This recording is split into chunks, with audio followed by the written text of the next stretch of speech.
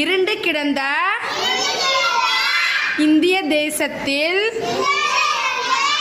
கருப்பு காந்தியாக வந்து பிறந்தவர் நம் காமராசர். கல்விக்கு கண் திறந்தவர் கர்ம வீரர் தென்னாட்டு காந்தி என்று அழைக்கப்படுபவர். ஏழை குழந்தைகளுக்கு மதிய உணவு திட்டத்தை கொண்டு வந்தார். இன்னைக்கு யாரோட பர்த்டே? காமராசர் ஐயாவோட பர்த்டே. இன்னைக்கு வந்துட்டு கல்வி வளர்ச்சி நாளா செலிப்ரேட் பண்ணிட்டு இருக்கோம். சரியா? எல்லாரும் கிளாப் பண்ணுங்க.